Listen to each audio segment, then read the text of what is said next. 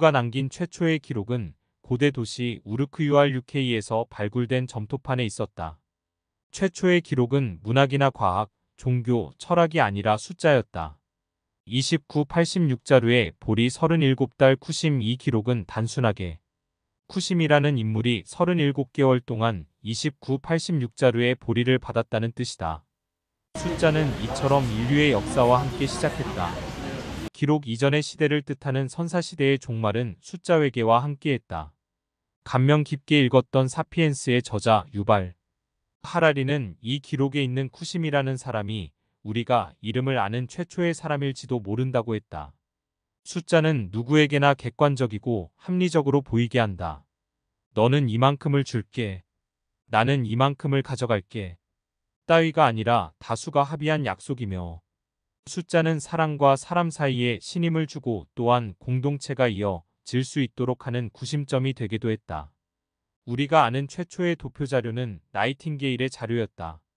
수많은 사람들이 전쟁과 질병에서 죽어가는 모습을 눈으로 살핀 나이팅게일은 그 끔찍한 상황을 한눈에 볼 수 있도록 도표를 만들었다. 이 수치는 정부를 설득하는 데 성공했고 1880년에는 이 도표를 토대로 많은 사회적 문제가 해결됐다. 누군가를 설득하고 누군가에게 설득되게 하는 힘을 가진 숫자는 이처럼 상호간의 믿음이기도 하고 변하지 않는 진리로 여겨지기도 했다. 그러나 정말 숫자는 거짓말을 하지 않는지, 숫자는 누구에게나 객관적인지를 살펴보자면 반드시 그렇다고 말하기도 어렵다. 1999년 9월 23일 화성 기후궤도선은 레이더에서 사라져버렸다. 이 값비싼 우주장비를 잃어버린 것은 어이없게도 간단한 숫자 때문이었다.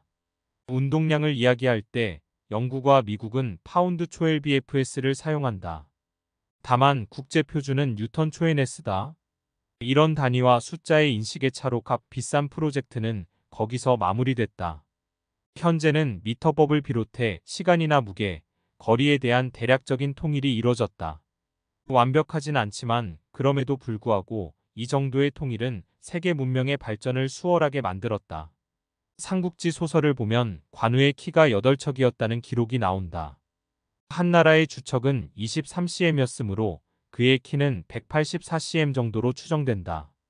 다만 시대마다 지역마다 척에 대한 기준이 달랐으므로 어떤 해석에 따르면 관우는 EM70M로 보여지기도 한다.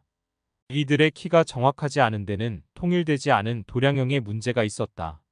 인식마다 그 차이가 존재했고 국가마다 같은 단위를 사용했으나 그 기준은 달랐다. 사람의 주관적인 신체 사이즈를 가지고 겨우 길이를 측정하던 시기에는 역시나 사람마다 다른 기준을 가지고 숫자를 말했다. 뿐만 아니라 인구를 측정하는 단위와 거리를 측정하는 단위가 중국과 한반도가 달라서 역사의 기록을 살펴보면 특이하게도 한반도의 인구가 중국 대륙보다 많게 보여지거나 땅도 넓게 느껴지는 경우도 허다하다. 숫자는 정말로 거짓말을 하지 않을까? 고구려를 침공한 수나라의 대군의 수는 100만이라고 한다. 대부분이 수송병이며 전투병은 30만이라는 말도 있다. 말하는 이에 따라서 300만 대군이라고 부르기도 한다. 얼핏 그저 많은 사람이 출병했거니 싶지만 이 차이는 벌써 300만이다.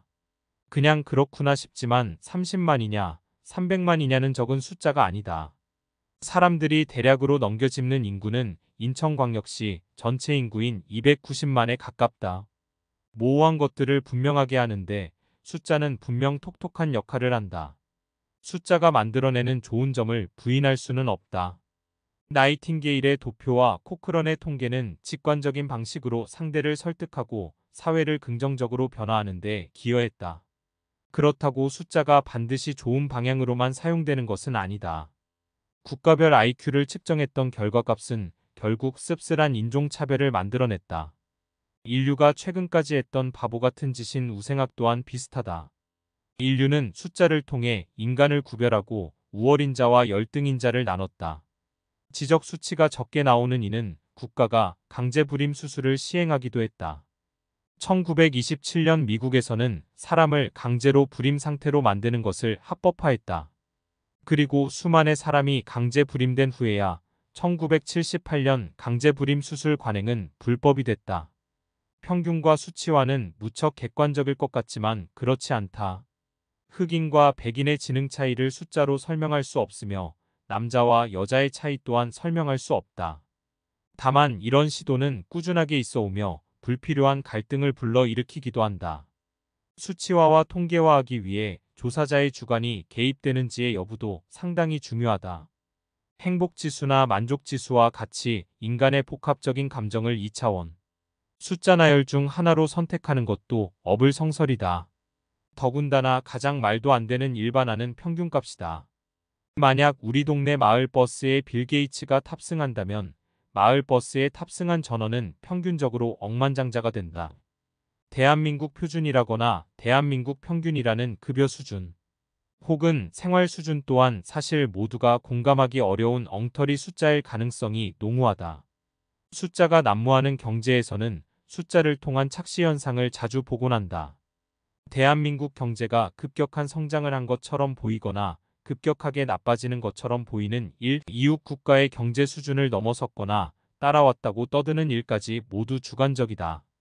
실제로 국가와 국민 소득에 대해 이야기하는 경우 환율에 의한 소득 증가라는 말을 종종 듣게 된다.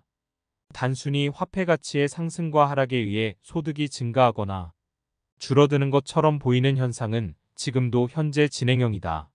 얼마 전 이웃나라 일본의 GDP 조작에 대한 뉴스가 나왔던 적이 있다.